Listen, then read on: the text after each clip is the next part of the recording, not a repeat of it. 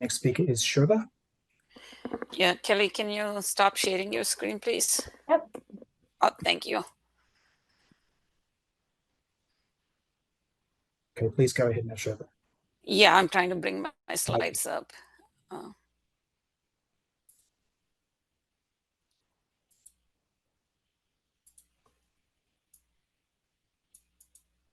Okay, can you see my screen? Yes, we can see the screen and it's in present. That's great. Yeah, okay, let me try to bring a laser pointer. Okay, good. Yeah, thanks. Thanks for inviting me to talk about NOAA products. Great presentations yesterday. And then what a way to start off today with Kelly's presentation on the emissions factors, the very, very hard work, much needed work, and really appreciate Kelly and team for taking on this and looking forward to work with this database. What I was asked to talk today is the global biomass burning emissions extended product that we have developed at NOAA for air quality, operational air quality forecasting that National Weather Service does. But I also actually folded in some of the new work that we are doing with the geostationary satellites, where we actually have operationalized our hourly emissions product that Weather Service is trying to use in their latest version of the operational air quality forecast model. Anyways, I want to acknowledge the team. We have like two sets of teams here within NOAA, the emissions team that work with me, and then the fire team led by Ivan Shishar and Mike Pavlonis. We are the downstream users of the fire products that the fire team develops. I want to especially acknowledge Shayang Zhang, who started off working with me and developing the global biomass emissions product, and then functionally worked on the GBBEXP early on, but now he has the last few years developed our regional North American hourly geostationary based fire emissions product. So with that, I just want to set the stage on why fires are being talked about so much. Mark showed yesterday the news media increase in the coverage because of the smoke that comes out of these fires and how it has an impact on human health. This is just a non-attainment map for the PM 2.5 health standard. According to EPA, shown in this black hashed region, that is the only region in the US where we have non-attainment due to anthropogenic pollution. EPA, of course, doesn't regulate fires because Clean Air Act doesn't give permission to EPA to regulate fires or smoke that comes from the fires. But if you look at the satellite-based aerosol products and then derive PM 2.5 and look at where we are not in attainment due to smoke and dust, which are the natural sources, you can see that wide regions of the Western United States is not in attainment. And that's mostly because fires are putting these regions in non-attainment. And it's just not a hearsay, or we are not waving our hands that it is due to the smoke. But if you look at the trend over the 20-year or so record from Moody's, these are the emissions that I'm showing on the y-axis, and then of course the annual totals on for each year shown on the x-axis. You can see for these three states in the Western United States, California, Washington, and Oregon, we have an increase in the PM 2.5 emissions. So about 214 gigagrams per year or so. So these are derived with the GBBEXP algorithm that I'm going to talk about next. Now, just to talk about the fires, like Kelly touched on this, like, how difficult it is, like, to document all the emissions factors for these fires. And that's because these fires are so drastically different. We have smoldering fires, the wildfires, the savannas, open trash burning, and then very highly flaming agricultural fires. So these fires that are like so diverse, like the biomass is different, the fuel load is different, the combustion phase is different, so they're emitting at different rates. And we are just like taking few samples here and there and then trying to use those emissions factors and then other information to derive emissions. And that, I think, is one of the big challenge, because it's just the nature of the problem that we are trying to address is so complex. Now, just to talk about the work that we are doing at NOAA, of course, the National Weather Service provides operational air quality forecasting. We are congressionally mandated to do that. We have regional models and global models, and then these models need input to do this smoke forecasting. And what are some of the inputs that they need is like how much the source, like, what are the emissions, the plume injection height, the duration of the fire, and so forth. And for these operational forecast models to run in real time, of course, you need to provide this information to the models in as much as you can in the real time. And fortunately, satellites are able to provide that information in near real time, but not all the information that the models need, but some of the information, like where are the fires, like, what's the location, the fire radiative power that we use as a proxy to calculate emissions. If you're in looking at the geostationary satellite products, it's like every 5 minutes, 10 minutes, whatever, you can actually get the fire duration. Plume injection height, FRP is being used as a surrogate. That is still a challenge. It's just to illustrate that, I show here a peat fire where the smoke is really hovering close to the ground, whereas you have like these wildfire situations where the smoke is injected into the free troposphere and sometimes even into the stratosphere when we have pyroCVs. That's the challenge. What do the models do if we don't give them the plume injection height? Where do they? You give them the source strength, the emissions, but where do they put those emissions into the models? Into the lowest layer for peat fires would be okay, but putting all this kind of like highly injected, if the plumes injected into the atmosphere, into the boundary layer, will lead to over prediction. So that's a big challenge for us that hopefully we will talk in the next few days. So in response to the Weather Service request that NESDIS provide near real-time fire emissions product for its global and regional model, we developed the GBEPX algorithm. But we didn't really want to invent the wheel because NASA by then already developed the QFED algorithm, and we didn't want to reinvent the wheel. So you heard about the QFED algorithm yesterday from Orlando. So it makes my job very easy to present the GBEPX algorithm because we just transitioned the QFED algorithm to NOAA. So what we did, this is like QFED algorithm that Orlando talked about runs on MODIS. So we actually transitioned as a NASA research to NOAA operation exercise, transition the entire QFED algorithm to run at NOAA. This is just a simple way of showing that the way QFED algorithm runs. You heard yesterday, of course, they use the FRP, but there is some scaling or tuning involved with this term called alpha, and it is done with respect to GFED product we heard about yesterday, as well as additional tuning or scaling by comparing with running the model over a longer time period, like a year, comparing with the MODIS aerosol optical depth, and then tuning the emissions to match the observations. So now we run this for MODIS at NOAA. And with VIIRS, what we do is we just like simply used our VIIRS, the M band, that is the 750-meter resolution fire radiative power, and correlated with the QFED fluxes. And then we got our emissions coefficients. We generate the VIIRS emissions. And then for the GBEPX, what we do is we just combine then the average of VIIRS and MODIS is what the product is. So it is very simple and straightforward. And this is version 3. The reason why I'm not talking about version 1 and version 2 is before we started transitioning QFED algorithm to NOAA, we were actually working with our legacy geostationary satellites, with CVRE over Europe, and then MTS instrument in over Asia. But once Himawari, Japan launched, the JAXA launched the Himawari instrument and replaced the legacy MTS instrument, we just lost track of the fire products. So we just discontinued our global geostationary product, and then decided to just do a product based on simply polar orbiting satellites, VIIRS and MODIS. And this is just the coefficients that we derived using this 1 year's worth of data. Now for version 4 algorithm, we wanted to prepare for the end of the EOS era, NASA's EOS era, when MODIS instrument data will no longer be available.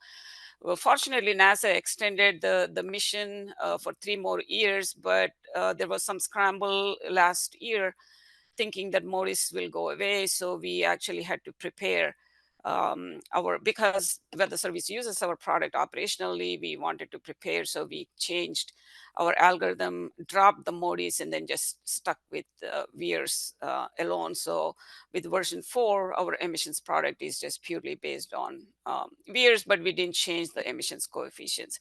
However, with version 5, which switched from the M band to the I band. Now the difference is I band is a 375 meter resolution, spatial resolution.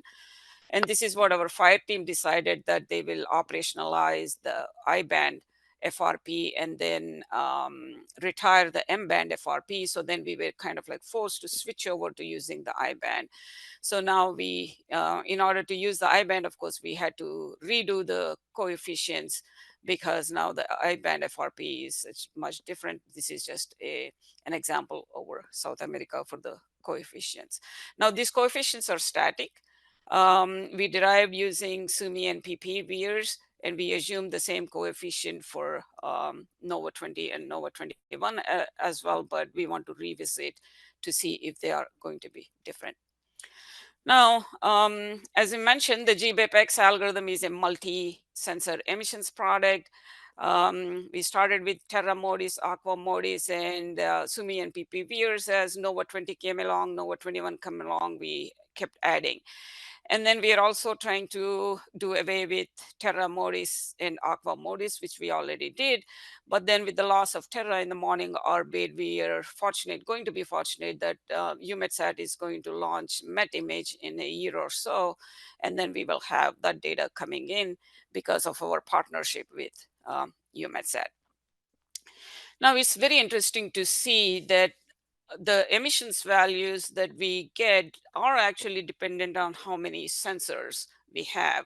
It is super sensitive. This is just like a late breaking result that I have here for one day in January 1st, 2022. These are carbon dioxide emissions, global values.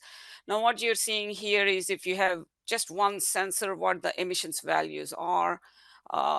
If you have combination of 2 sensors, what are the emissions, combination of 3 sensors, and then finally, if you have like 4 sensors or so. It's very interesting that the more sensors you have, the higher the emissions are. And then that tells us that like we need to sample these fires more times than just once or twice. And that speaks to in a favor of a geostationary observations where you actually continuously can sample. But in case you don't have geostationary data available, it's good to have as many sensors as possible, because the fire dynamics are like very variable during the day, and then the more number of times you sample, the more accurate your emissions value could be. But I find this very fascinating that we are so sensitive to. People argue, especially for greenhouse gases, like, oh, these gases are stable, they're well mixed, like, why do you need geostationary observations? But this tells us that the fire dynamics like actually drive the diurnal variability even for greenhouse gases. Another thing that we noticed is how we blend the sensor data and aggregate to different grid resolution actually makes a difference. We kind of like stumbled upon this problem because we serve different weather service models that are run at different grid resolutions, like 0.1 degree, 0.25 degree, and then some kind of like a variable notation for global models that we have here. We were actually generating emissions for these different resolutions, and then we compared them. We noticed that, like, sometimes there are large differences, and that comes from, like, how when you have multiple data from multiple sensors and how you blend them or how you aggregate them. If you actually like blend the emissions first, for example, as shown here, from if you have SUMI NPP observations and NOAA 20 observations, you get like this kind of like information for the emissions. And if you aggregate, you get 15. These are just like some sample numbers. These are not real numbers. But if you actually aggregate first, like 8 plus 4, 12, at a coarser resolution, 6 plus 2, 8, at a coarser resolution, and then blend the data, then you get actually emissions value of 10. So there is a difference in how you actually blend and aggregate for different resolutions. So what we decided to do was to kind of like minimize this problem. We will actually derive emissions from individual sensors at a much high resolution, like a 0.05 degree globally, and then actually blend them between all the sensors, create an average, and then aggregate to different coarser resolutions. So I think that will minimize the, once you take this approach and you compare these different resolution products, they will be closer. So this is what we are trying to convey to Orlando yesterday. That's something we need to keep in mind. Okay, a few algorithm specifics for GBBEXP without going into too much in detail. So Kelly, we don't have 700 species because we are trying to meet the global model needs. So these are the species that we provide to the weather surveys. These are the biome types for which we have biome-specific emissions factors. And again, there are other factors like, fuel moisture and so forth that we do bring in from satellites like vegetation index and so forth. But we restrict to these 4 different biome types. And then we do have confidence flags for the emissions values, high, low, and medium. This is, we have like a long-term climatology, and then we look at the daily emissions or the daily, sorry, in the FRP space, we look from FRP from different sensors. And then we actually look at how different the FRP is at every grade on a current day with respect to climatology plus 1.5 sigma. If all sensors are less than 0, it's high. And if all sensors are greater than 0, the confidence is low. And if the sensors are providing different informations, then we give a quality flag of medium. And we also worry about the cloud fraction and the cloudy pixels because we are mapping these finer scale, high resolution pixels into a grid to derive the emissions. Some of the pixels have observed fires and some of the pixels have cloudy clouds identified. And then Erlinda brought this point yesterday, like now what do we do? Like, do we assume that like, there are fires burning under the clouds or the thick smoke when we cannot see through?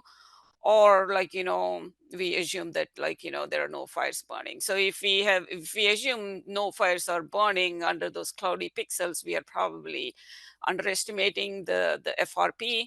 But if we assume that like, all the cloudy pixels also have fires burning, and then we try to include that FRP as the cloud fraction increases, then like, of course, your adjusted FRP is very high.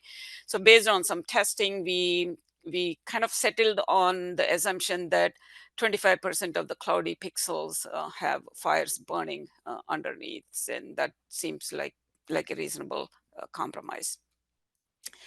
Now, we are talking about the uncertainty in the derived emissions, and evaluation, of course, is difficult because we don't have direct flux measurements unless there are field experiments.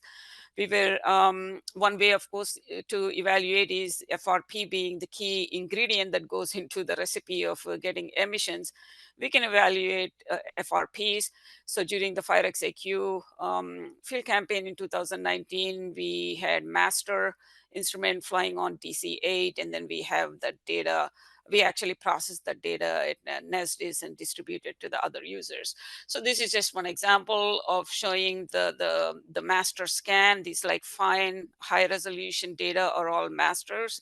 You can see the fire front here, and then overlaid are the VIIRS, SUMI and PP VIIRS pixels. There is this big blob of fire that VIIRS missed, and you can see that the total FRP from VIIRS is about 260 megawatts, and master is telling us that it is actually 432 megawatts or so. There is a big difference. So this is within a matchup window of like 22 minutes or so, and we need to figure out what happened here. Why didn't we pick up that signal in VIIRS? So we need to go do some deep dive analysis. Now, more quantitative information here, looking at several master scans on the x-axis, and the viewers I-band total FRP with the matchup of between plus or minus 30 minutes. The blue data are the actual current product that we are using operationally for the fire products as well as for the emissions, where we seem to have like a reasonably good agreement with the master data correlation of 0.97 or so, with the standard deviation of the mean bias, which we are calling it as precision here, is about 69 megawatts.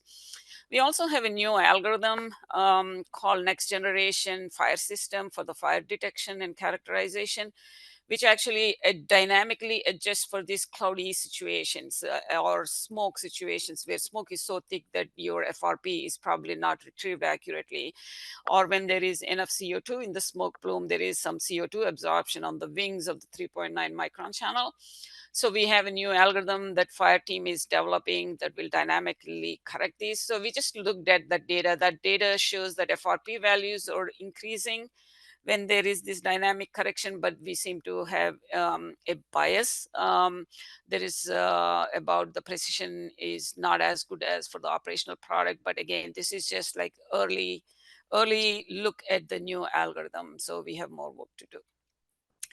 Now we do have like some comparisons with other data sets. So we published a study, George Mason University, Daniel Tong and his team looked at multiple sources of these emissions data sets for the famous campfire that happened in California in the November of 2018. You can see that for this 1 month or so, the trend in the emissions of PM 2.5. Well, there's a lot of variability, no doubt, but the one thing that I find really remarkable is that, okay, at the start of the fire, like, all the data sets are showing high emissions. As the fires are dying down, all the data sets are showing that the emissions are lower. They're all trending in the right way, but there is that variability between the data sets. Now, more recent work by the same team, looking at more number of data sets and including EPA bottom up as a reference data set that is shown in blue here. This is for the 2020 gigafire in California or in the Western United States, but the data we are showing here is for the whole CONUS, but dominated by the gigafire in the Western US. Now, the black line is the GBBEXP is very high, and close to GBBEXP is QFED. And I've neglected to mention that these two products have built-in scaling factors, whereas other emissions data sets don't have the built-in scaling factors. Modelers, when they use those products, may build in, like for GFAS, we talked about a scaling factor of 3.4 for PM 2.5 or black carbon and organic carbon. Modelers do that, but the product itself doesn't have the emissions, the scaling factors included. Whereas GBEPX and QFED, when the product is delivered to the users, there are those scaling factors applied. So they always stand out, and then they're always higher. The red one is the rave emissions that we have developed that I will talk about in the remaining portion of my presentation here. The thing that to look at is this bottom plot. So what Daniel and his team did was like they looked at the highest value and lowest value. It doesn't matter which data set gives you the highest, which data set gives you the lowest, the highest and the lowest, and look at this variability. It's like by a factor of 100 in some places. And this is for PM 2.5. Now, if you look at CO, surprisingly, then the data are tighter. All these data sets are very tight. And then the variability, the highest minus the lowest, is really only by a factor of 10. So this is always puzzling to me, that why carbon monoxide always comes out reasonably right, but PM 2.5, there is this degree of variability between the different data sets. So what are some of the outstanding issues for our product? Mainly, we do have to worry about updating the coefficients, or because QFED itself is, we are tuned to QFED. So if QFED changes, we have to change our coefficients. And QFED itself is tuned to GFED. So if GFED changes, QFED has to change. So there is this dependence that is like somewhat worrisome. And then, as I pointed out, the emissions values are sensitive to number of sensors observing fires. So it would be nice if we have continuous observations like from a geostationary satellite. And then, as I pointed out, the GBEPX and QFIT both have these built-in scaling factors, so the emissions are always higher when we distribute the data sets. So we developed a new hourly fire emissions product called RAVE, and I will talk about it. That it has become operational end of September this year, and Weather Service is using this product. All the testing has been done. We did 2 years of testing on this. Weather Service will deploy this operationally in spring of 24, so most likely January of 24. So this time thinking is the first ever implementation of an hourly emissions in a model for operational air quality forecasting. And this is here an example showing the impact of transported smoke from Canadian fires on US air quality. Weather Services CMAC model running using the RAVE emissions, showing this transport of smoke from the Alberta fires, and then the Quebec fires, and then the Alberta fires. So this is the flowchart for the RAVE algorithm. I am not going to go into the details of it. I have one slide next where in one slide I try to capture all the important elements of the RAVE algorithm.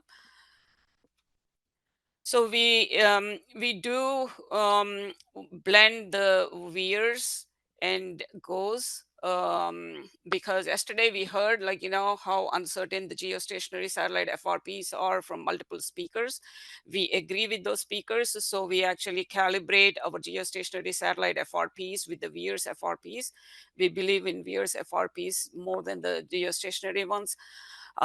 We have a ancillary data sets like the diurnal climatology, emissions factors, of course, and then we have the blended emissions on a 3 kilometer spatial scale every hour for Weather Service. How do we do that? So basically we have this like standard emissions algorithm or the approach where you have combustion coefficient, emissions factors, but the more important thing is this, the fire radiative energy, which is nothing but an integral of fire radiative power over time. The reason why you cannot do this for the polar orbiters is because FRP is not continuous, whereas for geostationary satellite, you're making every 10 minutes or 5 minutes an observation of FRP. You can integrate over time. And our time interval is hourly because we do provide hourly observations for the Weather Service. Now, I said we calibrate our VIIRS, our ABI data to VIIRS. So this is FRP denoted by A is ABI and V is VIIRS. So we actually adjust the FRPs made by our ABI advanced baseline imager. And then the correction factor is just a bias between the VIIRS and ABI when you have coincident observations on the fly dynamically. If you don't have coincident observations of VIIRS along with ABI, we do have a pre-computed correction factors based on the relationships between VIIRS FRP and ABI FRP over different biomass types, looking at some historic data. And then you can see that, like, there's not much difference between the different biome types, but there is some bias that we apply as a correction. And the top left one is for the daytime, and then top right one is for the nighttime. There is the difference between daytime and nighttime. So now how do we, so now once we correct the ABI, we actually fuse the VIIRS and ABI, and that is what shown here on the y-axis. The fused FRP is these blue circles, the blue closed circles of the fused FRP. So those are the observations. And as you know, there are gaps, although geostationary satellites are like every 10 minutes for full disk, 5 minutes for CONUS in the United States. We do have gaps, and the gaps come from cloud cover or the smoke is so thick that you cannot see. So what we do is we actually do a gap filling. The way we do gap filling is if there is just one missing observation with 2 observations, then we just interpolate. But if like here, like if there is like a longer gap, then what we do is we look at the diurnal climatology. So this is the climatology for every 3 kilometer pixel in our grid that we generated looking at the past GOES data. And then we have that shape of the diurnal curve, and then we fit that shape of the diurnal curve to the observations. And then we can actually get the continuous FRP curve for geostationary satellite. This is just one example for one pixel a particular day. So that's how we get hourly FRP at multiple time steps within the hour, and we integrate, and then we get our emissions. What are some of the key findings? Again, because we have temporally resolved data, we can actually generate fire duration climatology. This is just an example of this is like preliminary work, like I think based on just 2 years of data. Now that we have more than 5 years of data, we should redo this. But the fire duration is only within 0 to 3 hours or so in the eastern United States and the central United States. Makes sense. Most of these fires are agriculture or prescribed. And once you go into this boreal forest, the fires are long lived, about 9 years. I have to say that, like, if you look at the standard deviation of this mean duration, the standard deviation is pretty high too. So this is just a climatology. Now we compared our rave emissions that are shown here in red for 1 year or so with all the other data sets that are available, including QFED and GFED. And this is over CONUS, and you can see that the rave emissions are in agreement with others because we didn't introduce any scaling into our product. Whereas because QFED and GBEPX have that scaling, so they are like 3 times higher than other data sets, but that's not surprising. But it is good to see that rave falls in the ballpark of the other data sets as well. Now, these are just some results that we looked at. Different, what is the diurnal behavior of these fires? What type of fires are the strongest percentage wise, over the course of 1 year. You can see that, for the forest fires, they do burn in the nighttime. But in the middle of the day, when this is again local time, cropland fires, peak in somewhat in the middle of the day. And if you look at the east versus west, this is again for the United States, the difference. You can see that the eastern United States, the peak is in the middle of the day. The peak is shifted slightly towards the later afternoon for the forest fires in the west mostly.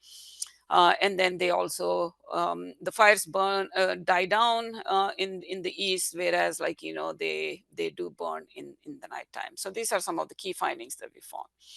And validation, I'm almost done. So validation is very difficult, as I said, but we can use some satellite products like carbon monoxide from Tropomi to evaluate the product, but you have to really look for fresh plumes where the CO is not dispersed out. We heard about all the chemistry that can happen if we look at aged plumes. So what we did was for the paper that we published, we looked at 37 different fresh smoke plumes for different fires in different parts of the US. So we actually cover different geographical regions, different types of fires, combustion wise or the fuel load wise. And we looked at the CO, carbon monoxide within the plume. But carbon monoxide has other sources of emissions as well, particularly anthropogenic sources. So we had to subtract the background. So we looked at the upwind directions and looked at the enhanced CO in the plume. That's what's shown here for each of these fires that are labeled on the x-axis. We looked at the CO within the plume. Here shown by these colored dots. The colored dots are just color coded to go from Western United States to the Eastern United States. You can see the emissions are higher in the Western United States, whereas these Eastern United States fires put out less CO because these are shorter duration fires as well. Now, this delta is what the enhanced CO within the smoke plume that is plotted here on the y-axis, and then the Tropomi CO is plotted on the x-axis. And we have a nice agreement. And these are for different biomass types. We tried to do the same thing with Tropomi methane to evaluate our methane emissions, but we we're not successful because like how we are seeing the CO enhancement within the plumes from tropomi, we could not see a methane enhancement in the smoke plumes. That is not, at least we haven't figured out why we were not seeing methane signals in tropomi data for these smoke plumes. Maybe that these fires are really small, that's why. And then we are trying to do a similar analysis with the NO2 product that will come out of Tempo that NASA launched recently. And those are hourly observations. So we can also look at this type of analysis on an hourly time scale. Now, this is, we published the algorithm in remote sensing of environment. It came out last year. The product is operational. We don't have a website yet for this product. It will come. Yeah, I'm done. This is my last slide.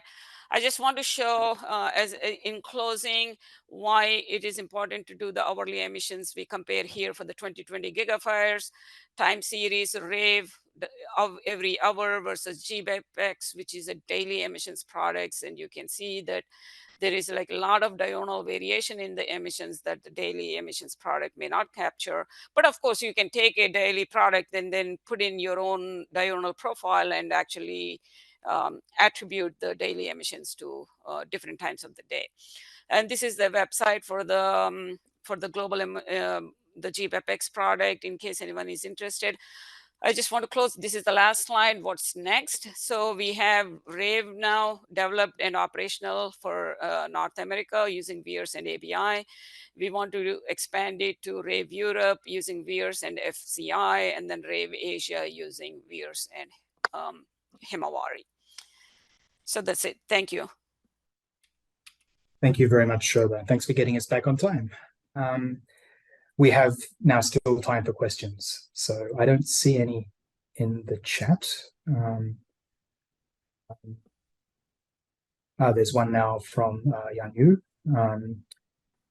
Would you like to ask that question yourself? Yeah, sure. Thanks, team. And very interesting presentation, Shobha. I was just wondering, from your presentation comparison of the RAVE emission inventory with others, why isn't it getting higher PM2.5 emission, given the fact that it includes geostationary satellite observation, and that should have more fires included compared to other products that only have like 1 or 2 overpass for each day? Yeah, good question. So you do have to notice that so geostationary satellites do detect more fires, but they also at the same time miss some of the smaller fires, because remember VIIRS is 375 meters or 750 meters depending on whether you use the M-band product or I-band product, whereas the geostationary satellite is at sub-satellite point, it's 2 kilometers in resolution, but at the scan edges, the spatial resolution increases quite a bit or decreases quite a bit. It gets coarser, especially in as you move to the Western United States from GO 16, in parts of Oregon, Washington, and Alaska, the pixel size could be as large as 8 square kilometers, 16 square kilometers. So then you miss some of those smaller fires as well. That is just one speculation from me, that we may be missing some of those smaller fires, but it's a good point. Then Fangzhen and I should go back and look at that question. Thank you.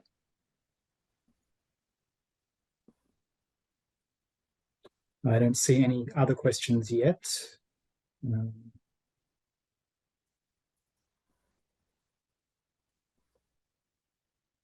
There's something from Johannes Kaiser in the chat there. Would you like to ask that yourself? I can read it out, but it's from you. Yes. Okay. Hi, Shobha.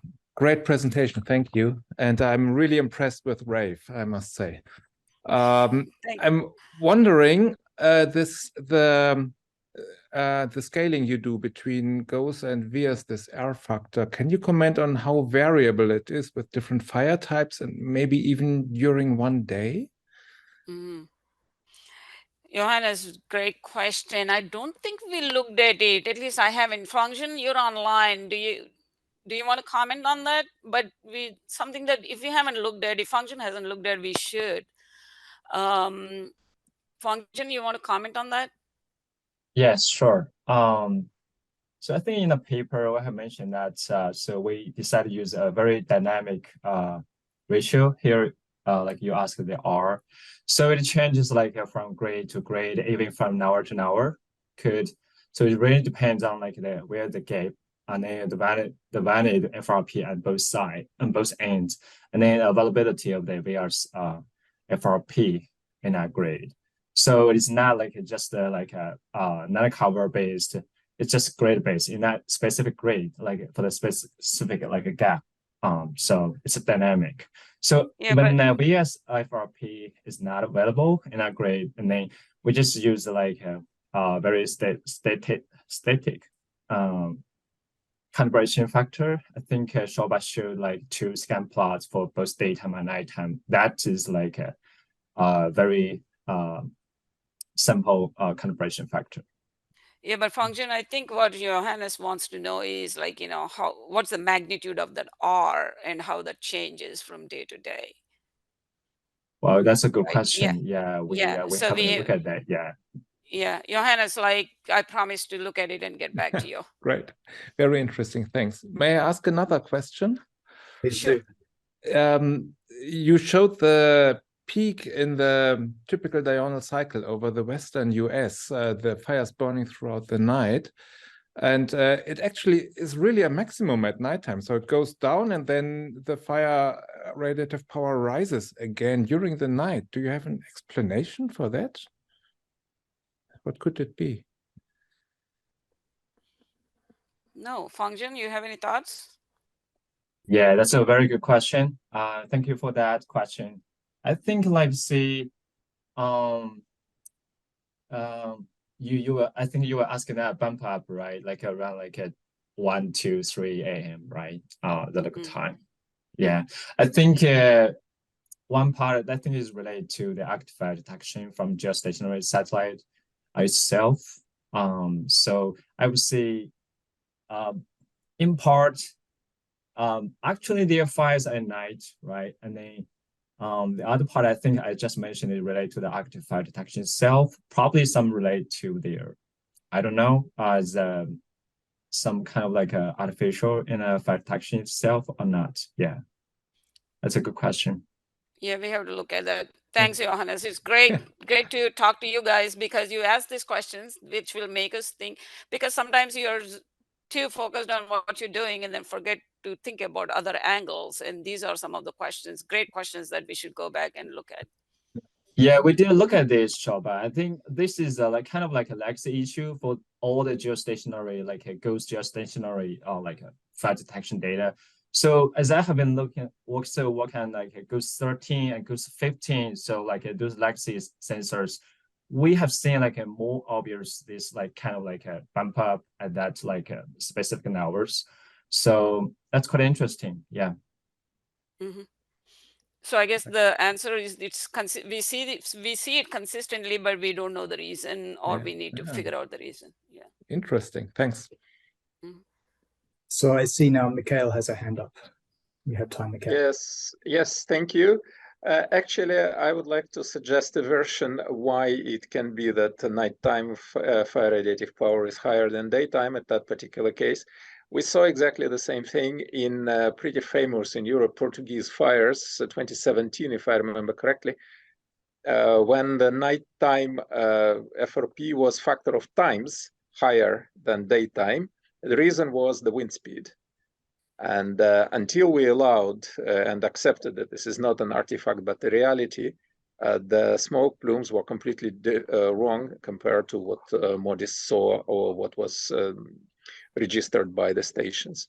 So basically, if you just look at the wind speed, you might get the answer. Mm-hmm. Thanks, Mikhail. Yes, thank you very much, everyone. I think now we can move on. We're